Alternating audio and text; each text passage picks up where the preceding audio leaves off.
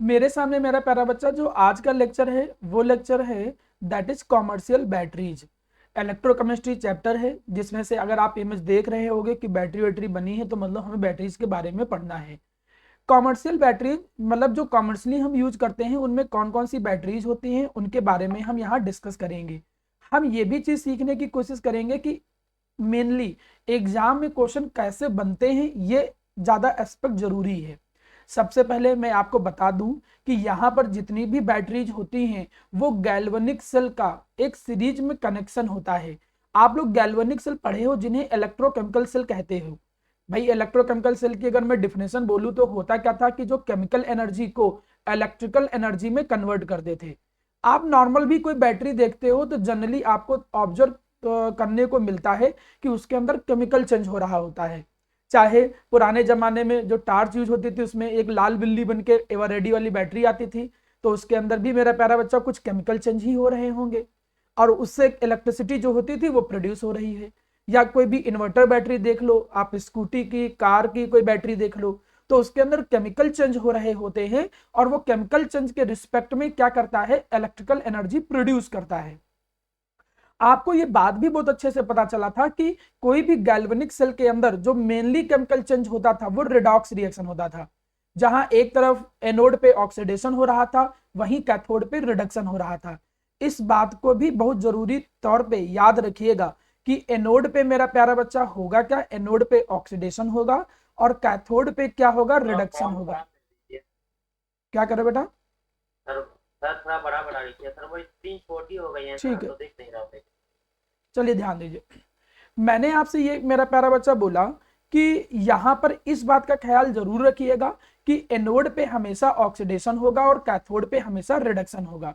ये चीज बदलेगी नहीं, ये चीज जो कॉमन है वो फिक्स रहेगी, इसमें कोई बदलाव नहीं होगा। एनोड पे हमेशा ऑक्सीडेशन होगा और कैथोड पे हमेशा क्या होगा, रिडक्शन होगा। अच्छा, ऑक्सीडेशन का मतलब हमने क्या सिखाया था, अगर कोई पूछे कि ऑक्सीडेशन का मतलब सर आपने क्या सिखाया था, तो ऑक्सीडेशन का मतलब होता था LEO, means loss of electron is known as oxidation. अगर इलेक्ट्रॉन लूज हो रहे होते हैं तो उसको ऑक्सीडेशन कहते हैं। और रिडक्शन का मतलब क्या होगा, gain of electron, that is known as reduction. ये बात तो पक्का है कि कोई भी बैटरी हो, कोई भी बैटरी में केमिकल एनर्जी इलेक्ट्रिकल एनर्जी में कन्वर्ट हो रही होती है कॉमर्शियल में, बात नंबर एक।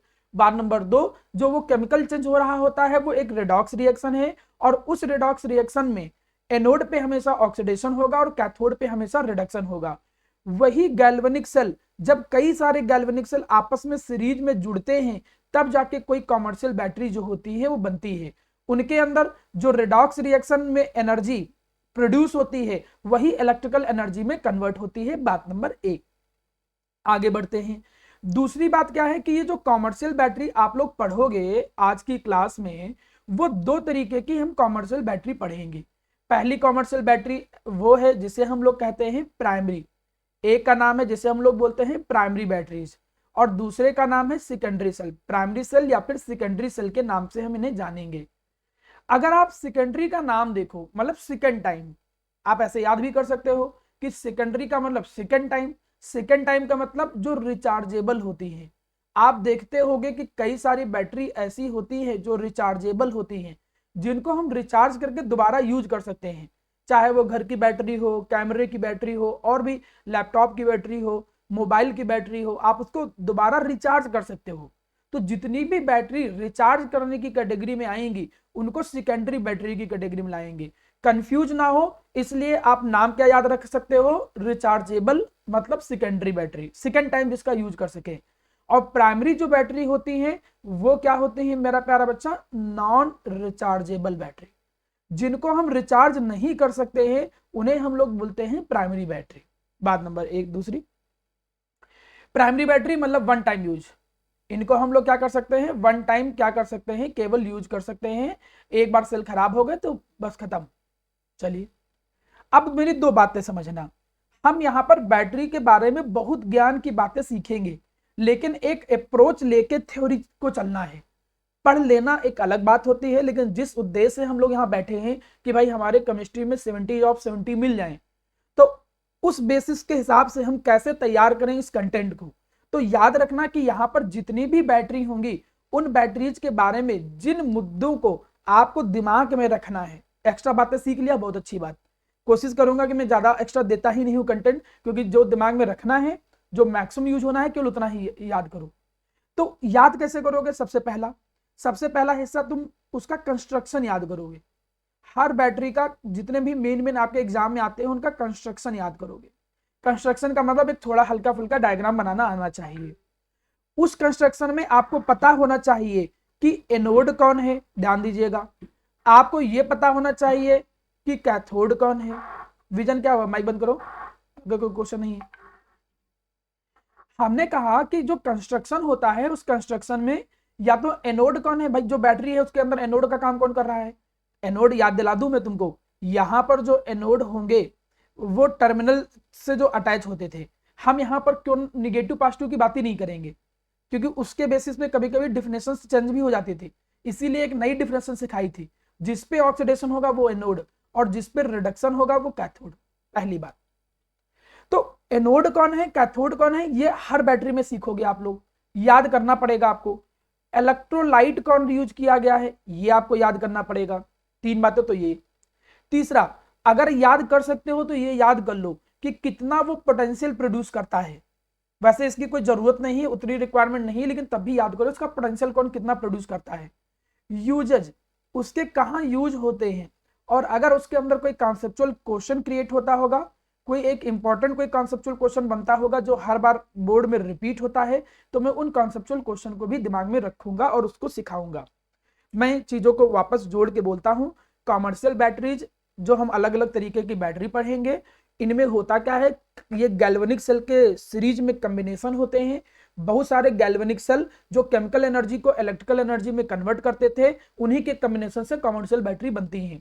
कॉमर्शियल बैटरी 2 तरीके की होती हैं, एक प्राइमरी एक सेकेंडरी। सेकेंडरी बैटरी हम उनको कहते हैं जो सेकेंड टाइम यूज कर सकते हैं। सेकेंड टाइम यूज करने का मतलब रिचार्ज कर सकते हैं, और जो नॉन रिचार्जेबल होती हैं वो प्राइमरी बैटरी की कैटेगरी में आएंगी। हर बैटरी में हम कंस्ट्रक्शन, एनोड, कैथोड, इलेक्ट्रोलाइट ये पढ़ेंगे, कितना पोटेंशियल प्रोड्यूस करता है और यूजेज क्या है। ये बातों को ध्यान में रखते हुए हम चैप्टर को पढ़ेंगे। चलिए एक एक करके शुरुआत करते हैं। पहले प्राइमरी बैटरी। प्राइमरी बैटरी जैसा कि नाम से पता चल गया कि जिनको हम रिचार्ज नहीं कर सकते हैं, वन टाइम यूज, तो जो नॉट रिचार्जेबल होती हैं उनको हम लोग बोलते हैं प्राइमरी बैटरी। यहां पर होता क्या है कि एक बार जब इलेक्ट्रोड पे रिएक्शन हो जाती है, उसके बाद क्या होता है कि वो जो सेल होता है वो डेड हो जाता है, उसको दोबारा हम यूज नहीं करेंगे। उनमें से भी जो सबसे पहला आपके सिलेबस में है सेल प्राइमरी के अंदर, वो है ड्राई सेल। लैक्ने सेल के नाम से इसको जानते हैं, ठीक है, या फिर हम इसे ड्राई सेल के नाम से जानते हैं। अब हम चलिए इसके बारे में सीखते हैं। सर ने आपको क्या बोला था? सर ने आपको यह बोला था कि एनोड, कैथोड, इलेक्ट्रोलाइट ये पता करो, पोटेंशियल और क्या कहते हैं यूजेज। एक चीज छूट गई थी, वो ये कि कौन सी रिएक्शन हो रही है। आजकल जो मैं देखता हूं कि स्कूल में या बोर्ड में जो क्वेश्चन पूछते हैं, वो ये ज्यादा क्वेश्चन पूछना पसंद करते हैं कि इस फला सेल के अंदर बताओ कौन सी रिएक्शन अकर कर रही है इलेक्ट्रोड के ऊपर। बोले तो सेल रिएक्शन, बोले तो एनोड पे कौन सी रिएक्शन है, कैथोड पे कौन सी रिएक्शन है, और टोटल रिएक्शन क्या है। ये अप्रोच ज्यादा पूछी जाती है। तो सबसे पहला एक सेल हमने आपके सामने लिया, दैट इज लैक्ने सेल के नाम से जानते हैं, या फिर उसे ड्राई सेल के नाम से जानते हैं। अब इस सेल में थोड़ा सा पोस्टमार्टम करते हैं। डायग्राम मैंने थोड़ा सा रंग बिरंगे कोशिश किया है पुट करने की, जिससे समझ में आए। आप जो नॉर्मल बैटरीज देखते हो वो कुछ इस तरीके के सेल होते हैं। इनमें जो बाहर की कोटिंग होती है, बाहर की कोटिंग का मतलब वो नहीं पेपर, जिसमें पेपर में वो हम इमेज देखते हैं वो सब नहीं बेटा। उसके अलावा जो मेटल की कोटिंग होती है वो जिंक की होती है। जो मेटल की कोटिंग होती है वो जिंक की होती है, और यहां पे जिंक जो होता है ये एनोड का काम करता है। बिल्कुल याद कर लीजिए, पहले ही बोला गया था कि एनोड का थोड़ा रटना पड़ेगा। तो याद कर लिया आपने कि जिंक कंटेनर, सर ने बोला कि जिंक कंटेनर जो होता है वो किसका काम करेगा, एनोड का। बात नंबर 1। कैथोड का काम यहां ग्रेफाइट की रॉड करती है, कार्बन की रॉड। तो जो कार्बन और ग्रेफाइट की ब्लैक कलर की रॉड होती है, कई बार छोटे पे कई लोग सेल ब्रेक कर देते हैं, जब खराब हो जाता है करे क्या, कुछ खाली बैठे हैं, कुछ तो भाई खुरी सवार है कि यहाँ कुछ करना है भाई, आप तो सेल पड़े हुए हैं खाली, तो चलो उसी 2 लोग मिलकर तोड़ के देखें क्या है इसके अंदर। क्योंकि और किसी को घर पे कुछ तोड़ने जाओगे तो तुम्हें तोड़ दिए जाओगे, तो कुछ तो कर ही लिया जाए। तो अगर वैसे हम लोग तो अपने जमाने में करते थे, जब बुढ़ा गए हैं हम लोग, तुम लोग नए पे पता नहीं क्या सब मिक्की माउस ये सब देखने वाले, तो हम लोग आउटडोर में ये खूब करते थे, सेल तोड़ तोड़ के देखते थे, उसके अंदर ब्लैक कलर का पाउडर निकलता था, शायद कभी किया हो तुम लोगों ने। तो यहाँ पे एक ब्लैक कलर की रॉड होती है। ट्रेन की पटरी पे भी रख देते। हाँ बेटा, तुमसे ही उम्मीद थी हमें, इकलौता ऐसा बच्चा है जिससे हम उम्मीद कर सकते थे। वेरी गुड बेटा, ठीक है, ध्यान दो। अब हमने क्या कहा कि यहाँ पर एक ब्लैक कलर की रॉड होती थी, कार्बन या ग्रेफाइट की ब्लैक कलर की रॉड होती थी। ये जो कार्बन और ग्रेफाइट की ब्लैक कलर की रॉड है, इसके अंदर हम इसके चारों तरफ मैंगनीज डाइऑक्साइड की कोटिंग कर देते थे, मतलब MnO2 की थोड़ी थोड़ी कोटिंग भी कर देते हैं, ठीक है। और इनके बीच में जो स्पेस होता है उसमें हम इलेक्ट्रोलाइट भरते हैं, और इलेक्ट्रोलाइट कौन होता है मेरा बच्चा? अमोनियम क्लोराइड और जिंक क्लोराइड का पेस्ट। मैंने चैप्टर की शुरुआत में ही ये बात बोली थी कि मैं कोई बहुत टेक्निकल चीज नहीं बताने जा रहा हूं, हम आपको याद करवाएंगे कि ये चीजें याद करनी है, किन बातों पे ज्यादा फोकस करना है उस पर ध्यान दो। एनोड, डाई सेल के अंदर एनोड का काम जिंक कंटेनर, कैथोड का काम कार्बन की ब्लैक कलर की ग्रेफाइट रॉड हो गई, और इनके बीच में इलेक्ट्रोलाइट भरा होता है जो कि एक पेस्ट होता है। किसका पेस्ट होता है? अमोनियम क्लोराइड का एंड जिंक क्लोराइड का, ठीक है। ये एक थोड़ा सा लिटिल बिट कंस्ट्रक्शन हो गया, हमें इनकी इक्वेशन याद करनी है जी। एक बात समझना, इक्वेशन जिस तरीके से बोलूंगा अगर वैसे अप्रोच से चलोगे तो जल्दी याद हो जाएगा। जैसे तुम इक्वेशन पे ध्यान दो, यहां इक्वेशन लिखी हुई, एनोड की इक्वेशन, कैथोड की इक्वेशन, ठीक। क्या मैंने आपको ये नहीं बताया था क्या कि एनोड पे हमेशा ऑक्सीडेशन होता है? बिल्कुल बताया था। और ऑक्सीडेशन का मतलब क्या होता है? Loss of electron. जब इतना रिलेशन बनाओगे तो अपने आप इक्वेशन भी याद आने लगेगी। कैसे इक्वेशन याद आएगी कि ये तो यार ड्राई सेल है, और सर बोल रहे थे कि ड्राई सेल में एनोड का काम कौन करता है? जिंक। अच्छा, जब एनोड का काम जिंक करेगा तो एनोड पे जिंक ही तो ऑक्सीडाइज होगा, और जिंक ही ऑक्सीडाइज का मतलब इलेक्ट्रॉन को लॉस करेगा। तो देखो इक्वेशन याद होगी कि एनोड पे जो जिंक था वो इलेक्ट्रॉन को लॉस कर रहा है on the based on valency, तो वो 2 इलेक्ट्रॉन लॉस कर दिया। वेरी गुड, चलो अब हम आए कैथोड पे, अब हम आए कैथोड की रिएक्शन पे। एक बात बहुत अच्छे से प्यारे बच्चों आप लोग समझ लेना कि जो भी इलेक्ट्रोलाइट होता है, जो भी इलेक्ट्रोलाइट होता है, ये इलेक्ट्रोलाइट के 2 हिस्से होते हैं, एक होता है कैटायन और एक होता है एनायन। पहली बात, कैटायन जो होते हैं वो कहां जाते हैं? कैथोड पे हमेशा। कैटायन कैथोड पे जाते हैं और एनायन एनोड पे जाते हैं। एनायन एनोड पे जाके ऑक्सीडेशन करते हैं, कैटायन कैथोड पे जाके रिडक्शन करते हैं, ठीक है। अब इलेक्ट्रोलाइट तुमने क्या यूज किया था? थोड़ा याद करो। इलेक्ट्रोलाइट यूज किया था तुमने अमोनियम क्लोराइड। तो अमोनियम क्लोराइड जब टूटेगा तो कैसे टूटेगा? अमोनियम प्लस में टूटेगा और क्लोराइड आयन में टूटेगा। तो कैटायन यहाँ पे कौन है? ये कैटायन कहाँ जाएगा? कैथोड पे।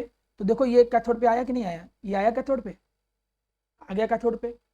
और कैथोड MnO2 का पहले से बना था। ये तो जब सेल का कंस्ट्रक्शन सिखा रहे थे ना, तो वहां पे हमने सिखाया था कि कैथोड जो होता है वो MnO2 का ही बना होता है, MnO2 की लेयर उसके ऊपर चढ़ी होती है।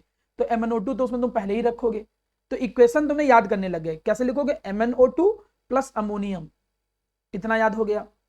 और कैथोड पे होता क्या है? रिडक्शन। रिडक्शन होता है, इसका मतलब गेन ऑफ इलेक्ट्रॉन होगा। तो जो 2 इलेक्ट्रॉन लूज किया था वही गेन कर लेगा। तो कौन सी बहुत कठिन चीज यहाँ पर सीख लिया तुमने? सिंपल है। कई सारे बच्चों के मन में ये क्वेश्चन आएगा कि सर ने तो ये बोला कि कैटायन कैथोड पे जाएगा, तो ये क्लोराइड आयन जो और एनायन एनोड पे जाएगा, तो ये एनायन क्यों नहीं एनोड पे गया? तो कौन सा कैटायन कैथोड पे जाएगा, कौन सा एनायन एनोड पे जाएगा? ये चीज कई सारे फैक्टर पे डिपेंड करती है, और ये आपको अभी इलेक्ट्रोलिसिस का एक टॉपिक पढ़ाएंगे, उसमें समझ में आ जाएगा। Reduction potential, nature of electrode, और कई सारे अनदर फैक्टर हैं, कंसंट्रेशन हो गया। तो ये डिपेंडेंसी कई सारे फैक्टर पे होती है, क्योंकि यहां पे तो ये वाला जो पोर्शन है अभी वाला, उसको थोड़ा थोड़ा हमें याद करना है, इसलिए अभी उस पर उतना जोर नहीं देंगे। और हमें कंपेयर वैसे भी कोई नहीं पूछता है कि कंपेयर करके बताओ, हमें तो इक्वेशन याद करनी है, इसलिए याद रखना है। एनोड जिंक का था, उसने इलेक्ट्रॉन लॉस किए, ऑक्सीडेशन किया। कैथोड पे कैटायन आ गए, अमोनियम आयन आ गए। और कैथोड MnO2 का बना था, इलेक्ट्रॉन को गेन किया, मैग्नीज ऑक्साइड बना दिया और अमोनियम आयन से अमोनिया गैस रिलीज हुई। ये भी बड़े काम की चीज है। देखो यहां से क्वेश्चन क्रिएट होगा, अमोनिया से अमोनिया गैस रिलीज हुई प्लस वाटर, जो कि मॉइस्चर की फॉर्म में निकल जाएगा, धीरे धीरे वो हीट को गेन करके मॉइस्चर की फॉर्म में जाता रहता है, इवोपरेट हो जाता है। तो इक्वेशन याद हो गई आपको, मैं इसको प्रॉपर साफ करता हूं बोर्ड। हाँ आप देखो, आपको याद क्या हुआ कि एनोड पे जिंक था, जिंक ने इलेक्ट्रॉन को लॉस किया, ठीक। कैथोड पे कौन थे, MnO2।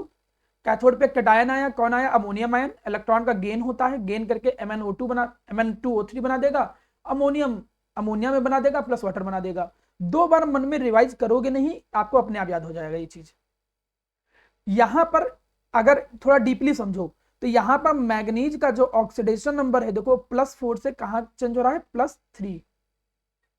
क्योंकि कभी कभी कम्पिटेटिव अप्रोच में क्या करते हैं जानते हो, वो लोग ऐसा सब नहीं कहते हैं कि तुम कैथोड की इक्वेशन बताओ, एनोड की इक्वेशन बताओ। क्या भरोसा ऐसे लिख दें कि लैक्ने सेल या ड्राई सेल के अंदर बताओ जो कैथोड पे मैग्नीज का ऑक्सीडेशन नंबर चेंज होता है फ्रॉम वेयर टू वेयर, तो वहां +4 से +3 में चेंज हो रहा है। सर ये ऑक्सीडेशन नंबर कैसे निकाला, तो ऑक्सीडेशन नंबर को निकालने का तरीका मैं सबको सिखा रखा था पहले। तो यहां पर वो +4 से +3 में क्या होगा, कन्वर्ट हो रहा है ऑक्सीडेशन नंबर, किसका, मैग्नीज का। यहां पर कुछ एक्स्ट्रा नॉलेज दी गई है, चाहे तो उसको सीख लो, नहीं तो कोई जरूरत नहीं है। क्या है एक्स्ट्रा नॉलेज, कि इसकी जो पोटेंशियल डिफरेंस की वैल्यू होती है वो लगभग 1.25 से 1.5 वोल्ट के आसपास प्रोड्यूस करता है। ये ड्राई सेल लगभग 1.25 से 1.5 वोल्ट के आसपास वोल्टेज प्रोड्यूस करते हैं।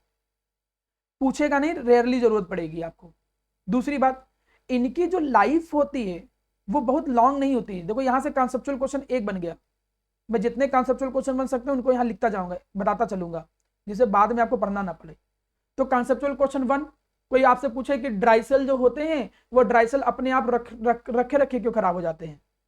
आप जब देखते होगे कि ड्राई सेल अगर किसी के यहाँ पड़ा हुआ है तो अगर नहीं भी यूज करो ना, तब भी एक समय के बाद वो खराब हो जाएगा। तो ड्राई सेल की लाइफ जो है वो बहुत लॉन्ग नहीं होती है। क्यों लाइफ बहुत ज्यादा नहीं होती है, क्योंकि जो अमोनियम क्लोराइड होता है वो धीरे धीरे जिंक कंटेनर के साथ कंबाइन करता है, वो जिंक कंटेनर को कोरोड कर देता है। कोरोडेड का मतलब उसके साथ कंबाइन करके अनडिजायरेबल प्रोडक्ट बना देना, यही होता है कोरोजन का मतलब, अनडिजायरेबल प्रोडक्ट का बनना। अब रिएक्शन आपको याद करने का टास्क है ही नहीं, हम क्यों एक्स्ट्रा रिएक्शन याद करें जब जितनी जरूरत है पहले वही याद कर लें। तो अमोनियम क्लोराइड जिंक कंटेनर के साथ कंटिन्यू रिएक्ट करता रहता है, हल्का हल्का कोरोडेड करता रहता है, उसको खराब करता रहता है। तो अगर तुम उसको रख भी दो, नॉट इन यूज, अगर वो यूज में ना भी लाओ तब भी वो जो ड्राई सेल होंगे वो रखे रखे भी खराब हो जाएंगे। कॉन्सेप्चुअल क्वेश्चन 1 हो गया। अब कॉन्सेप्चुअल क्वेश्चन 2 आया। कई सारे बच्चों के मन में आएगा कि जब आपने सर हमको इलेक्ट्रोलाइट बताया था, बेवकूफ मत बना, हमको पता है कि आपने जब हमको इलेक्ट्रोलाइट बताया था तो केवल अमोनियम क्लोराइड नहीं बताया था, प्लस उसके अंदर क्या डाल दिए थे आपने, ZnCl2 भी बोला था।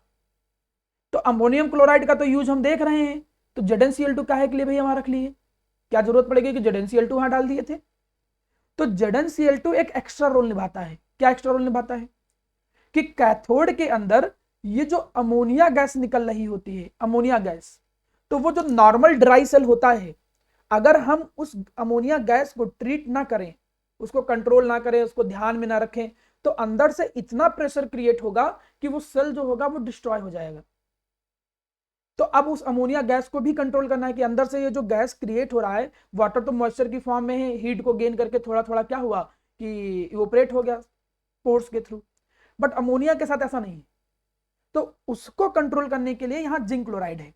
ये जिंक क्लोराइड जो है वो करता क्या है कि इसमें जो जिंक क्लोराइड Zn2+ के आयन देते हैं और जो Cl- के आयन देते हैं, ये आयन कंबाइन करते हैं अमोनिया के साथ और कंबाइन करके एक कॉम्प्लेक्स कंपाउंड बना देते हैं। अब इसका जो नाम है वो आपको अगर सीखना है तो आपको कोऑर्डिनेशन कंपाउंड के लेक्चर अटेंड करने पड़ेंगे। अभी मैं IUPAC सिखाऊंगा आज के बाद अगली क्लास में, तो वहां आइडिया लग जाएगा। नाम वहां भी IUPAC के थ्रू ही दिया जाता है। तो diammine dichlorido zinc, plus oxidation number भी लिखते हैं, दैट इज अनदर वन। तो फिलहाल वो एक कॉम्प्लेक्स सॉल्ट बना देता है, आपको लिखने की जरूरत नहीं है। आप बस इतना लिखोगे कि जिंक क्लोराइड जो होता है उसका हम यूज इसलिए यहाँ पे करते हैं क्योंकि जो जिंक के आयन होते हैं they combine with ammonia and form a complex, जिसके थ्रू क्या होता है कि जो अमोनिया प्रोड्यूस होती है वो सेल को डिस्ट्रॉय नहीं कर पाता है, उसका मैनेजमेंट हम कर लेते हैं। तो ये एक फायदे की बात होती है। ये पूरी कहानी तुमको मैंने आपको सिखाई ड्राई सेल के बारे में। ड्राई सेल में कौन क्या क्या होता था, चलिए मैं डिस्कस करता हूँ। ड्राई सेल में मैं खुद ही आपको रिवाइज कराता हूँ। एनोड का काम कौन होता करता था, पता होगा, जिंक, ठीक है। कैथोड का काम ड्राई सेल में कौन करता था, किसी को पता है कैथोड का काम कौन करता? हाँ, बिल्कुल, ग्रेफाइट की रॉड विद MnO2 पाउडरिंग की लेयर चढ़ी होती थी, तो ग्रेफाइट वो MnO2 हो जाता था ग्रेफाइट के साथ। इलेक्ट्रोलाइट जो यूज करते थे वो अमोनियम क्लोराइड प्लस ZnCl2 का पेस्ट डाल देते थे। पोटेंशियल डिफरेंस कितना क्रिएट होता था लगभग मृदुल, पोटेंशियल डिफरेंस कितना क्रिएट होता था? 1.25 to 1. हाँ 50, देखो याद होता जा रहा है। देखिए बहुत कठिन नहीं है, मैं उनको ज्यादा देखता हूँ जो वो परेशान होने लगते हैं, जो उसको रटने के तौर पे लेते हैं। 2-3 बार समझ के याद करोगे, इक्वेशन भी याद हो जाएगी। अब रही इक्वेशन की बात, तो आपने सीखा कि एनोड पे जिंक होता है, तो Zn ऑक्सीडेशन होगा एनोड पे, तो Zn Zn2 प्लस में कन्वर्ट होगा, 2 इलेक्ट्रॉन लूज कर देगा।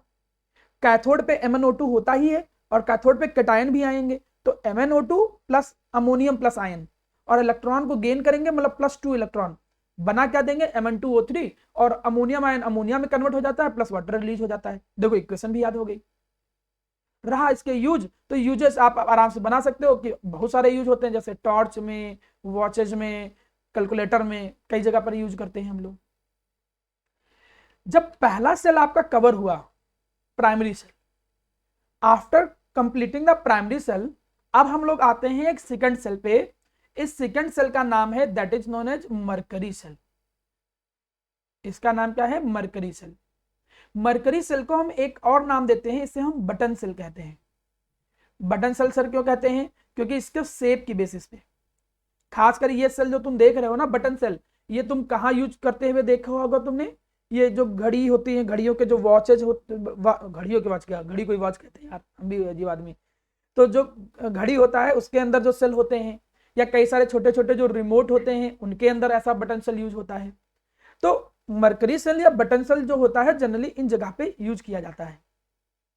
इनमें भी देखते हैं, हमेशा हमने हर सेल में क्या टास्क दिया था, एनोड, कैथोड, इलेक्ट्रोलाइट पहचानना। चलो, एनोड का काम यहाँ देखो कौन करता है, एक पेस्ट जैसा कुछ है, ये पेस्ट जैसा, देखो ये एनोड है। तो एनोड का काम यहाँ कौन करता है, मरकरी एमलगम। अच्छा, एमलगम का मतलब क्या होता है? एमलगम का मतलब होता है किसी और मेटल के साथ जब मरकरी कंबाइन होता है। ध्यान देना, एमलगम इज अ एलॉय, एक ऐसा एलॉय जिसके अंदर एक मेटल बिल्कुल फिक्स है, और वो कौन है, मरकरी। मरकरी किसी के भी साथ हो, मरकरी जिंक के साथ हो, मरकरी कॉपर के साथ हो, मरकरी आयरन के साथ हो, उसको भी एमलगम ही कहेंगे। तो यहां पर जिंक मरकरी एमलगम यूज करते हैं। एक्चुअली कौन सा एमलगम यूज करते हैं, जिंक मरकरी एमलगम। तो एनोड का काम जिंक मरकरी एमलगम करता है, चलो ठीक है, गुड। कैथोड का काम कार्बन करता है, कार्बन एज अ कैथोड। तो यहां पर जो कैथोड होता है, वो कैथोड का काम एक्चुअली कार्बन करता है। लेकिन केवल कार्बन नहीं, उस कार्बन के साथ साथ उसमें HgO, मर्क्यूरिक ऑक्साइड का पेस्ट भी होता है। देखो ये जो नीचे हल्का सा शेड कलर में है, हल्के से रंग में, तो इसमें कार्बन प्लस HgO इसका कॉम्बिनेशन था, ठीक है। कार्बन तो वैसे भी केमिकली उतना ज्यादा रिएक्शन में पार्टिसिपेट नहीं करता है, ज्यादातर इनर्ट नेचर का होता है ग्रेफाइट, तो उतना ज्यादा कोई खास रोल निभाता भी नहीं है। इसीलिए तो देखो ड्राई सेल में कोई पूछे कि ड्राई सेल की जो रॉड होती है वो खराब क्यों नहीं होती है, भाई तुम सेल को तोड़ो, सेल को तोड़ो, तो उसकी जो रॉड निकलेगी वो तुमको प्रॉपर वैसी ही निकलेगी, स्मूथ। तो क्या बोलोगे कि ग्रेफाइट की जो रॉड होती है generally work as a inert electrode. Inert electrode means it do not react in electrochemical process, वो इलेक्ट्रोकेमिकल प्रोसेस में पार्टिसिपेट नहीं कर रहा है जी। तो यहां पर कुछ बातें जो अभी तक हमने सीखा कि एनोड का काम zinc mercury amalgam, zinc mercury amalgam जो है वो एनोड का काम करेगा, ठीक जी। और HgO जो होता है वो एक तरीके से कैथोड का काम करेगा। यहीं पे प्यारा बेटा जो इलेक्ट्रोलाइट होता है वो पेस्ट यहां भी यूज किया, किसका पेस्ट यूज कर रहे हैं, KOH और ZnO का, पोटेशियम हाइड्रोक्साइड और ZnO का पेस्ट यूज कर रहे हैं। तो ये तो तुमको याद करना पड़ेगा कि ऐसा ऐसा हम यूज कर रहे हैं। यूज तो हम कुछ और भी कर सकते हो, वो तो डिपेंड करता है कौन सस्ता है कौन महंगा है, क्या जो हम डिजायर्ड रिस्पॉन्स चाह रहे हैं वो डिजायर्ड रिस्पॉन्स मिल पा रहा है कि नहीं मिल पा रहा है। अब चलिए जी आगे चलते हैं, सेल रिएक्शन पे आ जाओ जरा। यहां हम शुरू करते हैं सेल रिएक्शन। अब सेल रिएक्शन में देखो क्या होता है जी, सेल रिएक्शन की बात थोड़ा समझिएगा। सेल रिएक्शन पे आ गए। सेल रिएक्शन में एनोड पे ऑक्सीडेशन होता है, मैंने पहले बोला था। आप थोड़ा ध्यान देना, ये जो इलेक्ट्रोलाइट होगा वो टूटेगा, कैसे टूटेगा, K+ में एंड OH- में। एनोड पे कौन जाता है, एनायन। तो देखो ये एनायन उठा और कहां चलाया, एनोड पे। ये एनायन उठा और कहां पे चलाया, एनोड पे। तो OH- और एनोड था किसका, जिंक मरकरी का। तो जिंक जो है, जिंक मरकरी एमलगम है, तो जिंक मरकरी दोनों एक साथ लिख दिया गया।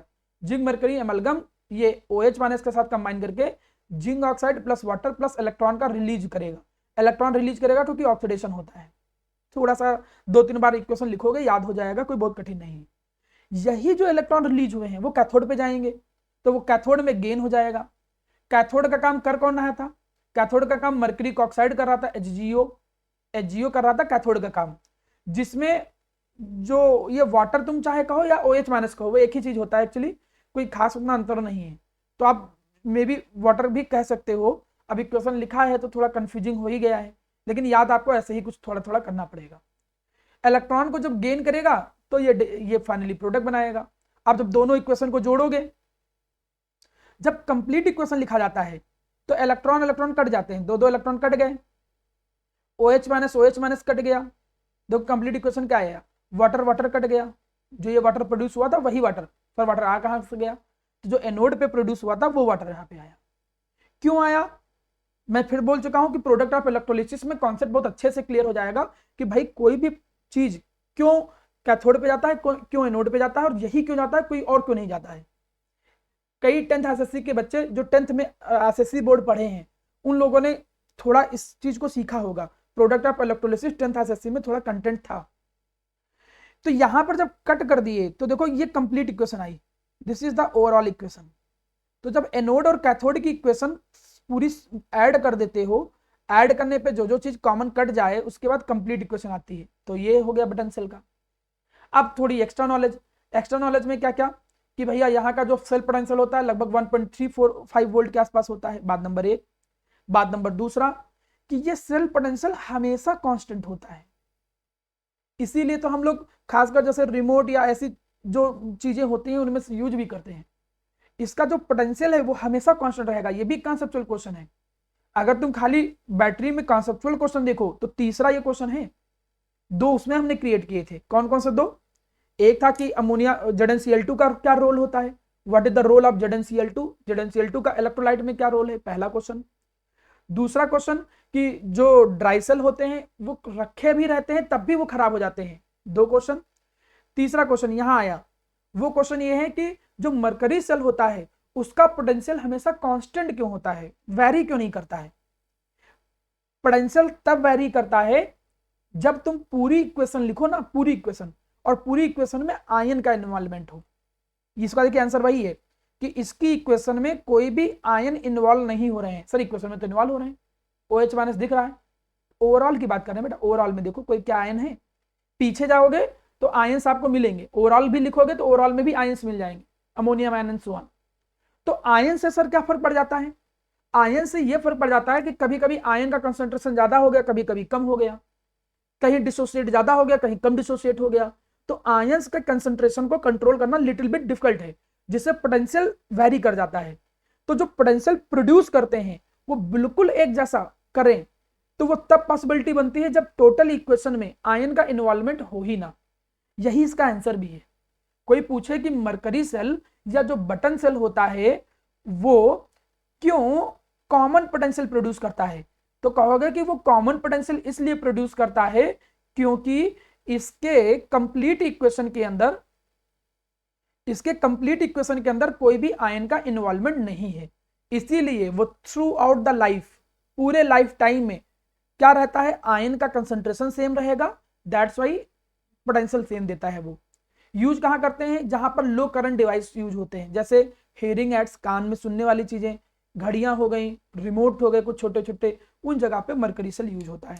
2 सेल पढ़ लिए, ड्राई सेल, मरकरी सेल। मुझे क्या कोई बताएगा कि किसके स्कूल में ये चैप्टर पढ़ाया जा रहा है, किसी स्कूल में चल रहा है चैप्टर। कि फिनिश हो गया। अच्छा आयुष्मान फिनिश हो गया ये चैप्टर, ठीक है। चलिए, तो सेकंड चैप्टर अधिकतर चल रहा होगा कुछ लोगों के यहाँ, कुछ लोगों के यहाँ अलग अलग चल रहे होंगे। चलिए कोई बात नहीं, मैं आपके स्कूल के अकॉर्डिंग भी थोड़ा ध्यान दूंगा।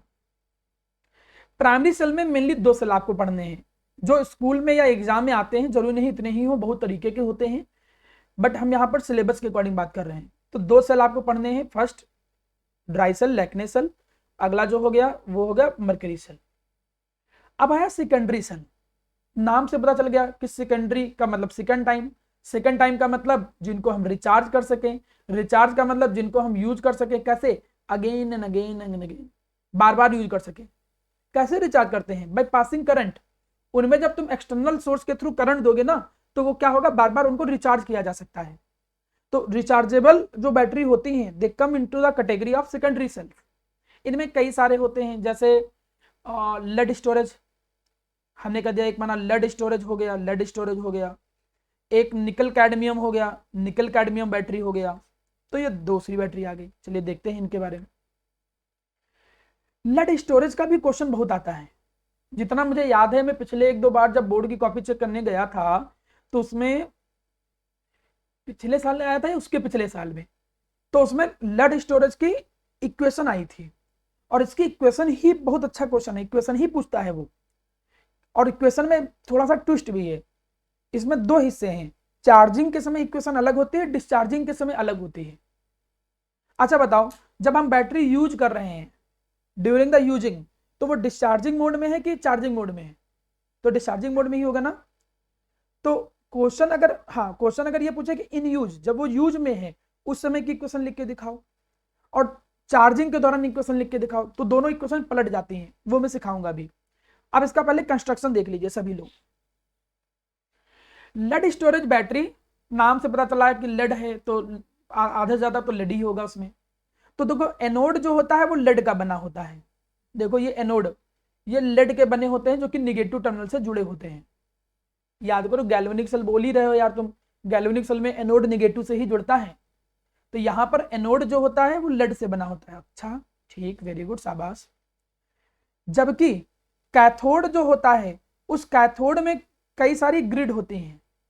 एनोड मान चलो ये लेड का हो गया, कैथोड में लेड की कई सारी ग्रिड होती हैं, जिसके ऊपर लेड ऑक्साइड जो होता है वो प्रेजेंट रहता है। केवल लेड नहीं, लेड प्लस लेड ऑक्साइड, इनका जो कॉम्बिनेशन होता है वो कैथोड का काम करेगा, ठीक है। और केवल जो लेड होता है वो किसका काम करेगा, एनोड का काम करेगा, ओके। बीच में कुछ सेपरेटर होते हैं, वो अलग अलग चीजें होंगी, that is another thing. Electrolyte जो यहाँ पे है, जो कि अभी कैटायन एनायन में टूटेगा, वो 38% कंसेंट्रेशन H2SO4 होता है। 38% H2SO4, जो कि हमको पता है कि टूटेगा किसमें, H प्लस में टूटेगा और सल्फेट आयन में टूटेगा। H प्लस हो गया कैटायन, सल्फेट आयन हो गया एनायन। इसमें से कौन एनोड पे जाएगा, एनायन। पता है एनायन एनोड पे जाता है, कैथोड पे कौन जाएगा, कैटायन। एक थोड़ा सा अंदाजा लग गया। लेड स्टोरेज बैटरी जो घरों में जनरली बैटरी तुम यूज करते हो, इन्वर्टर की जो बैटरी होती है, वो कहीं ना कहीं लेड स्टोरेज बैटरी जैसी या उसी की कैटेगरी में आती हैं। एनोड लेड का बना होगा, cathode lead plus lead oxide का बना होगा, उनकी ग्रिड्स होंगी, और उनके बीच में एक लिक्विड भर देते हैं। लिक्विड जो भरते हैं वो H2SO4 भरते हैं। हम लोग बोलते हैं हिंदी में तेजाब भर दिया, ये सब भर दिया। उसका कंसेंट्रेशन 38% तक होता है। देखिए जो नॉर्मल मिलता है ना, उससे ज्यादा है कंसेंट्रेशन। इवन जो तुम घर लैब में यूज करते हो ना, टेस्ट ट्यूब में, वो भी 38% नहीं होता है, वो भी डाइल्यूट करके यूज किया जाता है। जो काफी कंसंट्रेटेड होते हैं वो आपके लैब में ब्लैक कलर के डिब्बे में स्टोर करके रखा जाता है, उसको डाइल्यूट कर करके आपको दिया जाता है। प्योर बहुत रेयरली ही वो यूज करने के लिए आपको वो देते हैं, ठीक है। अब ये थोड़ा कंस्ट्रक्शन पता चल गया कि हाँ सर ने बोला था कि एनोड याद करना है, कैथोड याद करना है, इलेक्ट्रोलाइट याद करना है। एनोड हो गया लेड, कैथोड हो गया lead with lead oxide grid, और इलेक्ट्रोलाइट हो गया 38% H2SO4। यूजेस ऑटोमोबाइल्स, इन्वर्टर, ये सब पता ही है। मुद्दे पे आते हैं, जो काम की बात है वह है सेल रिएक्शन। और सेल रिएक्शन हमने यहां पर एक ही लिखा है, दूसरी नहीं लिखा है। दूसरी आप ही लोग बता दोगे कैसे, अभी सिखाता हूं, ध्यान दो। अभी जो हम इक्वेशन बोलने जा रहे हैं दैट इज इन यूज। जब हम इन यूज में ला रहे हैं, इन यूज का मतलब डिस्चार्जिंग की इक्वेशन, ध्यान देना, मैं फिर से ये बात अभी क्लास में सिखा रहा हूं सबको, बार बार इस जगह पे नोटंकी मत क्या करो आप लोग। क्वेश्चन पढ़ लेना पहले, डिस्चार्जिंग का पूछा है कि चार्जिंग का पूछा है। लेड स्टोरेज में दो इक्वेशन होती हैं, तो पहले डिस्चार्जिंग मतलब नॉर्मल कंडीशन में, जरा याद करो एनोड का काम कौन कर रहा था, लेड, तो देखो लेड आ गया, ठीक। अच्छा एनायन एनोड पे आते हैं, एनायन कौन थे, इलेक्ट्रोलाइट के सल्फेट आयन, तो देखो एनायन कहाँ आ गए, एनोड पे आ गए।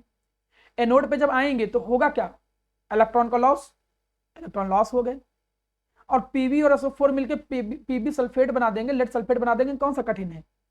तो अगर एक दिमाग में एक दूसरे से जोड़ जोड़ के याद करो तो जल्दी याद हो जाएगा कि सर ने कहा था एनोड लेड का होता है, ठीक है। एनायन एनोड पे आएगा मतलब सल्फेट एनोड पे आएगा, ठीक है।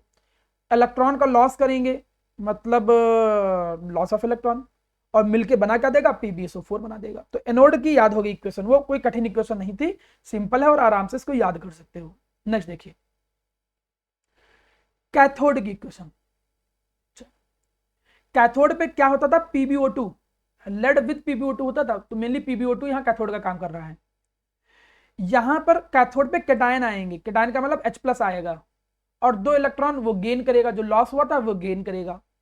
यहां एक्सेप्शनली तुमको ये याद रखना है कि ये जो H+ आयन होते हैं, ये अलग से याद करना पड़े, सर ने याद करवाया था तो रटना पड़ेगा, क्या कर सकते कि जो H+ आयन होते हैं वो सल्फेट आयन के साथ कंबाइन होने के लिए वो उसको अट्रैक्ट करते हैं, जिसके कारण इक्वेशन में सल्फेट आयन यहां पर भी थोड़ा थोड़ा यूज होता है। तो कैथोड पे भी सल्फेट आयन यूज होता है, बस याद रखना। बाकी तुम पीबी है तो लेड लेड सल्फेट यहां भी बनेगा, प्लस बाकी जो चीजें हैं एच और ओ ये मिलकर वाटर बना देगा। तो लगभग लगभग थोड़ा थोड़ा इक्वेशन याद कर सकते हो, कोई कठिन नहीं है। कैसे याद किया हमने, देखो ऐसे, एनोड की इक्वेशन हमने याद किया, एनोड पे होता कौन है, लेड, एनोड पे आएगा कौन, एनायन, लॉस करेगा तो लॉस करा दो, इलेक्ट्रॉन का लॉस करा दिया, इक्वेशन हो गई। कैथोड की इक्वेशन पे देखो क्या हो गया, कैथोड की इक्वेशन में PbO2 होता है, H+ तो आएगा ही आएगा, ठीक है, और प्लस यहां पर एक्सेप्शनली सल्फेट आयन थोड़े बहुत आ जाते हैं, और गेन होता है मतलब इलेक्ट्रॉन का गेन हो जाएगा। यहां पर भी बनेगा वही Pb सल्फेट ही बनेगा, मतलब लेड सल्फेट ही बनेगा, और H और वो मिलके वाटर बना देते हैं। तो उतना कठिन नहीं है, अगर एक दो बार लिखो, लगता है कठिन बस। रही कंप्लीट इक्वेशन की बात, तो कंप्लीट इक्वेशन लिख भी सकते हो, कैसे, इक्वेशन लिखो, इलेक्ट्रॉन इलेक्ट्रॉन कट गए, ये इलेक्ट्रॉन इससे कट गए, देखो यहां ये इससे से कट गए। अब इस इक्वेशन में देखो Pb आया, देखो यहां पर Pb आ गया, PbO2 है, PbO2 आ गया, प्लस ये जो H+ है और ये जो सल्फेट आयन है, सल्फेट आयन है दो, और दो H+, टोटल 4 H+ है। तो भाई 2 H+ और एक सल्फेट आयन आपस में कंबाइन करके H2SO4 बनाता है ना, और टोटल है 4 और 2 सल्फेट आयन, तो 2 H2SO4 बन गए। तो कॉम्बिनेशन में देखो क्या बन गया, 2 H2SO4 बन गया। और राइट साइड में बच क्या रहा है, देखो PbSO4 बच रहा है, और दो मॉलिक्यूल PbSO4 के बच रहे हैं, तो देखो दो मॉलिक्यूल PbSO4 के आ गए, और वाटर के दो मॉलिक्यूल बच गए, दो वाटर मॉलिक्यूल के। तो इक्वेशन लिखना उतना कोई कठिन नहीं है, आप आराम से इक्वेशन लिख सकते हो, आसान है, कठिन नहीं है, आप आराम से इक्वेशन लिख सकते हो। रही बात कि सर ये तो समझ गए, अब थोड़ा चार्जिंग की बताइए। हाँ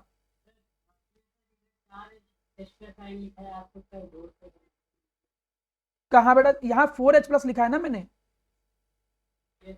तो 2H+ से एक H2SO4 बनेगा ना, तो हमने H2SO4 देखो, H2SO4 मैंने दो बनाए हैं बेटा, तो मतलब 4 ले लिए हमने, यूज कर लिए 4। 2H+ से एक H2SO4 बनेगा, 4 से कितने बनेंगे, 2 H2SO4 बनेंगे, तो 2 H2SO4 यहाँ पर यूज किए, समझ रहे हो बेटा। अब रही चार्जिंग इक्वेशन, अब यहाँ पे अब थोड़ा सा भी लोग ध्यान दो, जिसको नहीं भी ध्यान दे रहा था आप सब लोग ध्यान दो। तुमको एक याद करना है, खाली केवल एक याद करना है। चार्जिंग कैसे याद करोगे, तरीका बता रहा हूं, एनोड की कैथोड पे डाल दो, इक्वेशन सुनना, एनोड की इक्वेशन कैथोड पे डाल देना, कैथोड की एनोड पे डाल देना, और पलट देना। क्या सिखाया, एनोड की कैथोड पे, कैथोड की एनोड पे, और पलट देना है। ये चीज क्लियर हुई।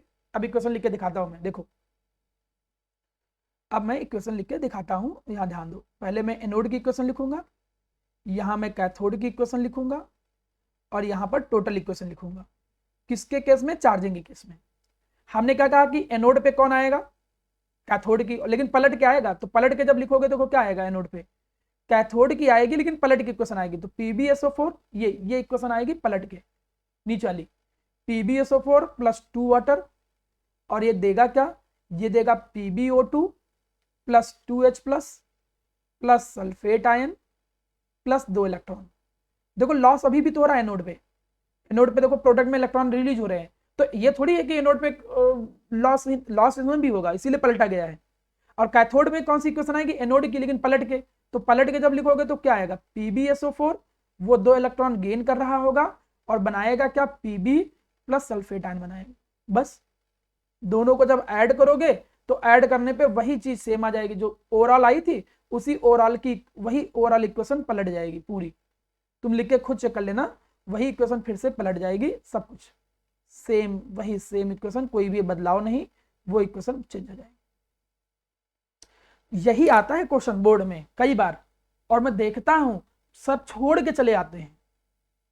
मैं समझी नहीं, पता कभी भी नहीं, समझ में नहीं आया, मेरे भेजे में तो कभी गया ही नहीं कि इतनी आसान सी चीज है, बस थोड़ा सा ध्यान देना और लिखना है खाली, और क्यों छोड़ के चले आते हैं। आप एनोड की इक्वेशन रिलेट करके लिख लो, कैथोड की एक बार रिलेट करके लिख लो, जोड़ करके टोटल लिख लो। चार्जिंग में क्या करना है, एनोड में कैथोड वाली डालो, कैथोड में एनोड वाली इक्वेशन डालो, पलट के लेकिन लिखना। तो चार्जिंग की डिस्चार्जिंग की अच्छी बात तो ये है ना कि 2 एक साथ याद हो गए, तो तुम्हारा कंटेंट ज्यादा तैयार हो गया। जब दोनों में से कोई भी पूछेगा हम तो कर ले जाएंगे, और अच्छा तैयार हो गया हमारा, अच्छा क्वेश्चन है ये। तो आप इसको लिख लिख के सभी लोग प्रैक्टिस करिएगा। ज्यादा मेहनत, मैं हमेशा ये कहता हूं, बहुत मेहनत करने की उतनी रिक्वायरमेंट नहीं होती है पूरे में नंबर लाने के लिए। देखिए ज्यादा मेहनत तब लगता है जब तुम कॉम्पिटिटिव एग्जाम के लिए जा रहे हो, तो उसमें प्रैक्टिस बहुत करनी होती है। आप एक चैप्टर में कम से कम 800-900 क्वेश्चन लगाओगे, तब कमांड बनेगी, तब कॉन्फिडेंस आएगा कि हाँ यार हम हर तरीके के क्वेश्चन को डील कर लेते हैं। मैं तुमको बता दूं कि कई जगह पे तुम नाम सुना होगा, फला कोचिंग, ये कोचिंग, वो कोचिंग, पता नहीं जो जो नाम सुनते हो, उनमें क्या रहता है कि टीचर को मॉड्यूल पहले से रटा होता है, अगर वो मॉड्यूल पढ़ के ना आए तो उसका भी आंसर ना दे पाए वो लोग। ऐसा होता नहीं, हर जगह पे 1-2 टीचर ही खाली ठीक ठाक मिलते हैं। तो रियलिटी केवल वही है कि सिलेक्शन, भाई आधे लोग तो रिजल्ट खरीदते हैं, तो मुद्दा यह है कि सिलेक्शन केवल तभी होगा तुम जितनी ज्यादा तुम प्रैक्टिस करोगे, बस, और कोई तरीका ही नहीं है। यही सब कॉन्सेप्ट का थोड़ा एडवांस वर्जन आ जाता है बस। अब चलो एनोड की इक्वेशन याद हो गई, कैथोड की याद हो गई, चार्जिंग डिस्चार्जिंग दोनों याद हो गई। जब हम नीचे लिख भी दिया है मैंने, देखो कि जब चार्जिंग करते हैं तो जो बैटरी होती है वो रिवर्स हो जाती है। अब एनोड में कैथोड और कैथोड में एनोड की इक्वेशन आने लग जाएगी बस। चलिए अगला एक सेल आया है, 2 बच्चे हैं, जल्दी जल्दी से कंप्लीट कर देता हूं, 10 मिनट के अंदर आपका चैप्टर हो जाएगा, ये मतलब ये टॉपिक पूरा। निकल कैडमियम बैटरी। मैं निकल कैडमियम बैटरी में कुछ ज्यादा बता भी नहीं रहा हूं, कोई भी एनोड कैथोड कुछ भी नहीं बता रहा हूं, क्योंकि कुछ है भी नहीं।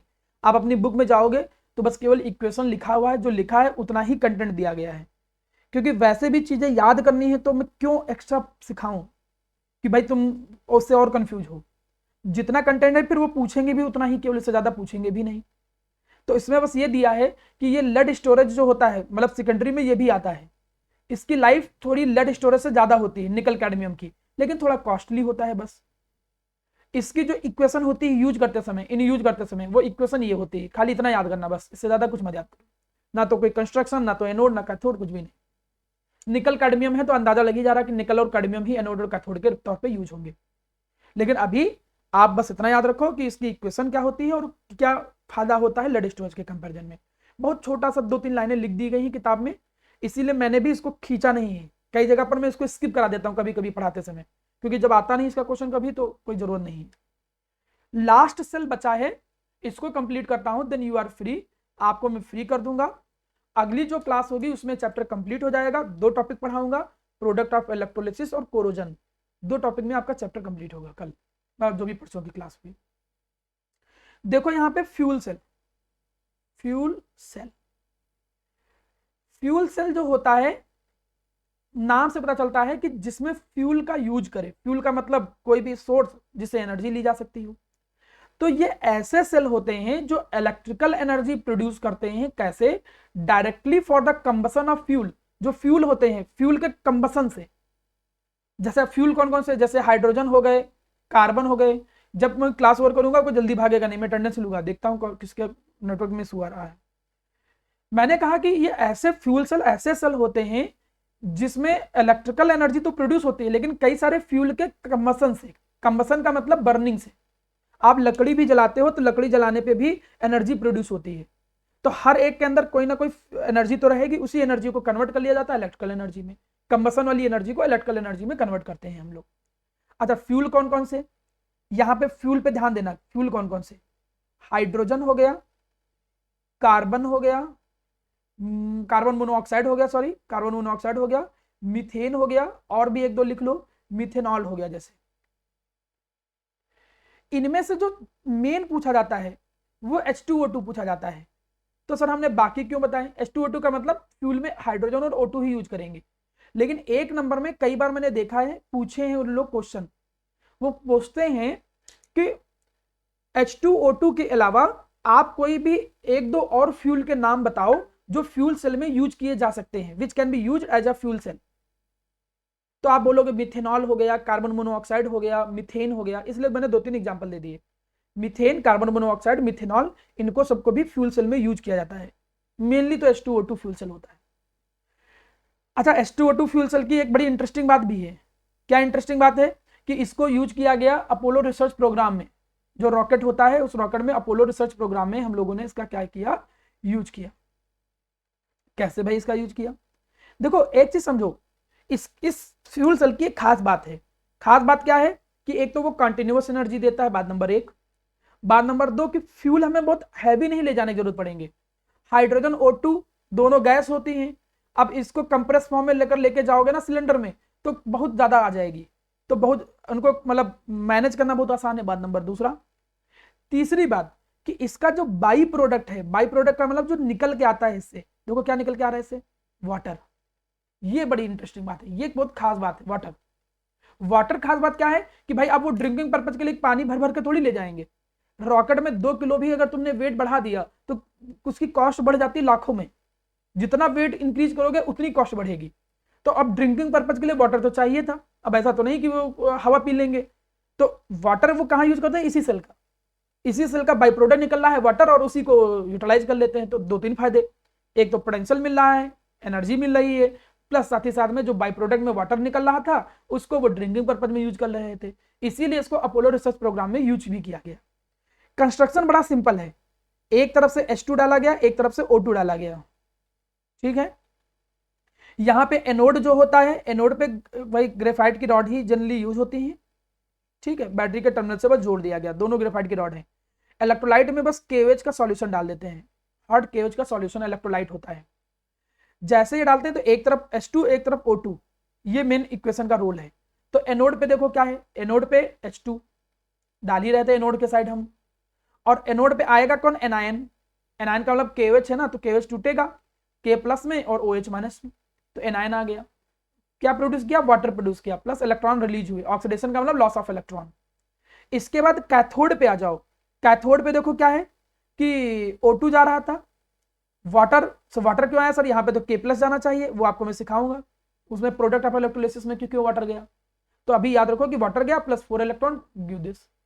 तो आप ओवरऑल भी याद रखोगे, काम चल जाएगा। ओवरऑल क्या होता है कि हाइड्रोजन और O2 मिलके वाटर बनाते रहते हैं, और पोटेंशियल इलेक्ट्रिसिटी जो मतलब एनर्जी जो होती है वो प्रोड्यूस होती रहती है। ये फ्यूल सेल है। तो फ्यूल सेल का जो सबसे ज्यादा क्वेश्चन आता है वो केवल इक्वेशन, एक नंबर 1 और नंबर 2, ये जो कह रहा था 1 नंबर का क्वेश्चन, यही 2 क्वेश्चन आप पिछले 2-3 सालों में देखोगे। आपको लगभग सारे सेल बता दिए गए, थोड़े से एडवांटेज देख लो इसके, फिर आपका लेक्चर ओवर होता है। फ्यूल सेल पॉल्यूशन फ्री है, कोई भी ऐसा बाई प्रोडक्ट नहीं देता है जो पॉल्यूशन क्रिएट करे। इसकी इफिशियंसी सबसे ज्यादा है, 75% तक इफिशियंसी है।